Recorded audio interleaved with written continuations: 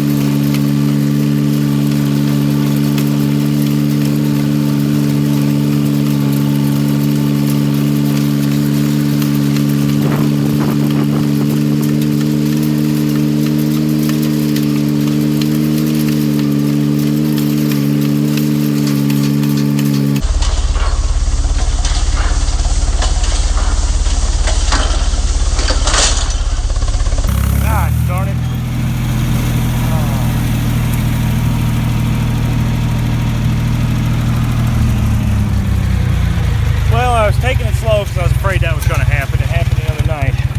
But as you can see, that tine bar that's laying down here, the bearing's still good, but for some reason it keeps popping out of the damn socket. So I'm going to have to figure that out real quick. I guess I'm going to unlock it and drive back with the truck and see if I can't get it in there and then do something to hold it in place, because this is getting ridiculous. It's the second time it's popped out. Oh, we'll be back. Well guys, as you can see, it's dark now. This afternoon kind of went to hell. You saw when hay rake fell apart, and turns out there was a snap ring that was supposed to be in there to hold that bearing in place that was gone.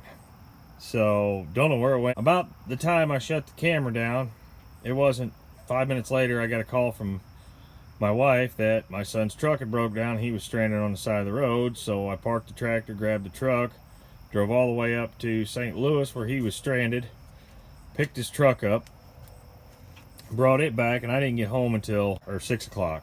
But I did get some new snap rings in my journey. So I also this morning went down, before I started raking hay, to an equipment salvage place and picked up these two parts. Now this over here is another one of those bridges, and it goes, you can see the square hole down there at the bottom.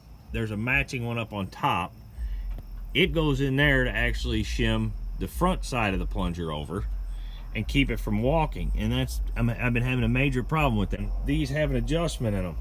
The piece right here in the center is actually threaded. That bolt threads through to pull it in tight to the side of the baler, and then you lock it down with the nut on the back.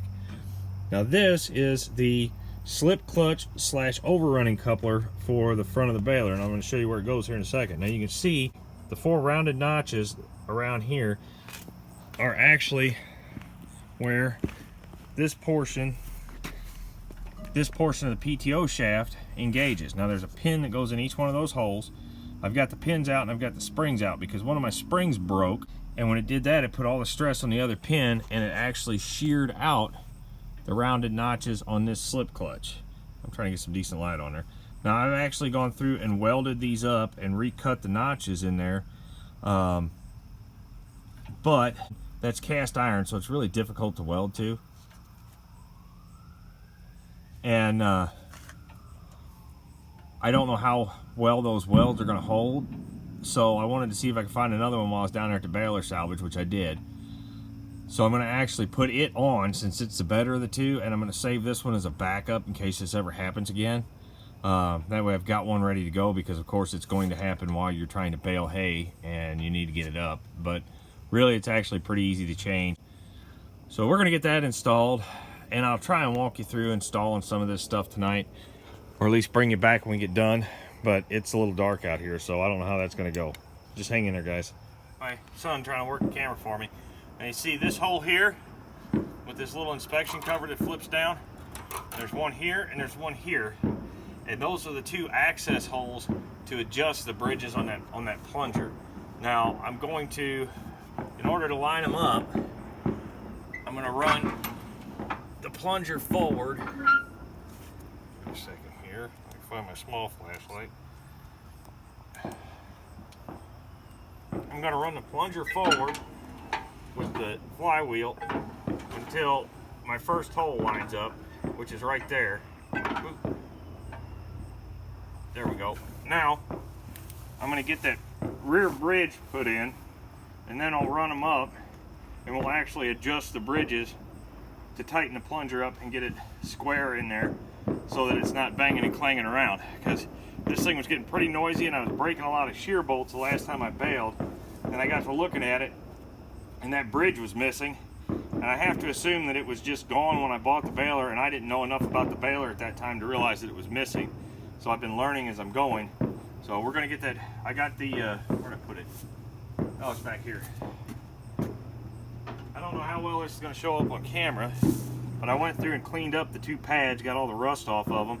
I'm sure they're gonna wear nice and shiny tomorrow, but I'll probably put just a little bit of grease on them.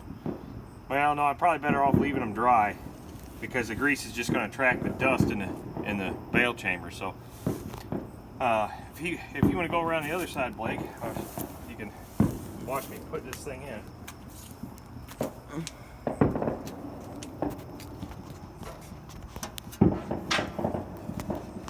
Now,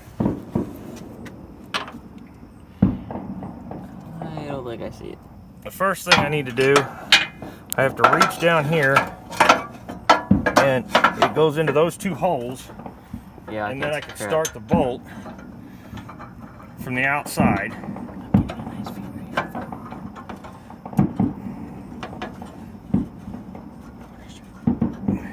You'll have to pardon the fireworks. Somebody thinks it's 4th of July already. Unfortunately, we can't see them from here. It just looks like a war over the treetops. But now that I got it started, I'm just going to use a socket to run it most of the way down.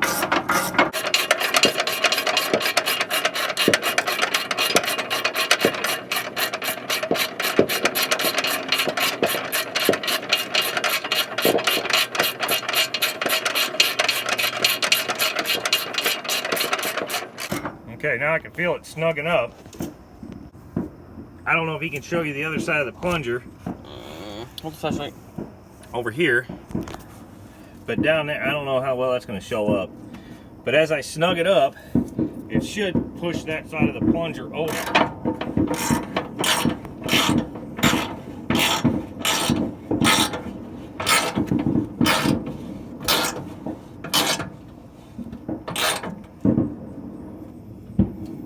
Now, watch your arms a second, buddy.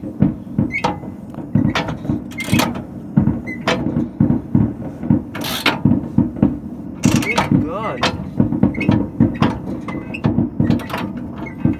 Now,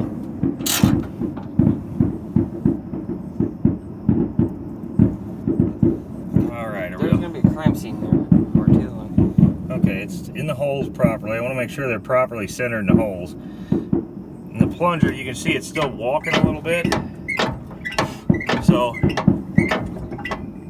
that probably means I have a little play in my rear one that I need to adjust out. Whoops, my socket fell. Shut up. Or are you making fun of them? You and them. Well, guys, I don't know how well you can see him down there. Apparently my lens is foggy. I don't know what's going on. I don't know how well you can see him down there, but I adjusted both of those shims. The way I did it is I tightened them up real tight, both of them, to push the plunger all the way over. And then once I had the plunger pushed over, I loosened them up and just got them where they were snug, where if you reached in and grabbed the piece I'm shining my light on, it didn't wiggle anymore. If you wiggled it as you were tightening it down, once it stopped wiggling, I locked that outer nut down. And you have to make sure you've got that, there's an L bracket that you need to make sure you have on there as well that helps retain it. And then it was still a little bit tight in some spots because I think that thing's been banging around. So I put just a little bit of oil on the slides, which I don't recommend necessarily, but it'll allow the shims on the new piece that the new used piece I put in there to slide a little easier until they get shined up, because they were still a little bit rusty even though I wire wheeled them off. And then I got the new slip clutch piece. There we go, let's get a little better light on that. I got the new slip clutch piece installed, and I actually loosened all these bolts up and let it spin to kind of clean up the clutch surfaces, the disc surfaces, and then tighten them all, reset them all. That way, hopefully, if this thing gets in a bind, instead of putting a bunch of tension on those little rounded notches, sorry about the light, guys, instead of putting a bunch of tension on these little notches there, it'll hopefully slip the clutch. And really all it is to take that apart, you just drive on these 24s, you just drive that roll pin out, and then that collar comes off. And once the collar comes off, you can slide the PTO shaft and the slip clutch off. So got all that done, went through, greased the whole baler, made sure I hit all my grease fittings, greased the tractor because it needs it. Check my twine. Hopefully I have enough twine for tomorrow, and hopefully I can get you some video baling. You know, got all my new knotter parts on. I tightened up that one. So like I said, oh, and if you guys were wondering, it's going to be really hard to see. And yeah, I can't really show it to you. This light is almost too bright. But basically, a while back when I was having problems with it breaking the twine, there's a notch. Let's see if I can get it down there. Down in that arm right there where you see the two bolts, there's a notch right up underneath of there where the twine runs through. And that was a brand new piece. That was a brand new piece there.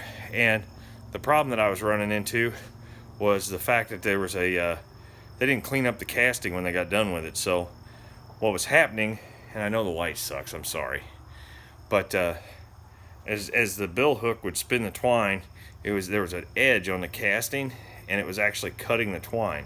So I got in there with a Dremel tool and a little sanding disc and polished it all out and got rid of that edge, and it's been tying perfectly ever since. So we're gonna get her out tomorrow, and looks like I got a guide all jacked around. We'll have to fix that, I guess. But we're gonna get her out tomorrow and see how she does, and hopefully make some hay bales. So I'll keep you posted. As you can see, this baler's, I mean, it's seen some better days, but it still does an alright job, and I'm in the process of working through fixing it up a little bit at a time. So we'll catch you later, guys. Do me a favor, if you have any questions, drop them in the comments section. If you haven't already, click that subscribe button. What are you waiting on? If you already have, make sure you hit the notification bell. And don't forget, get out there, get your hands dirty. You might have a little fun doing it. We'll see you in the next one.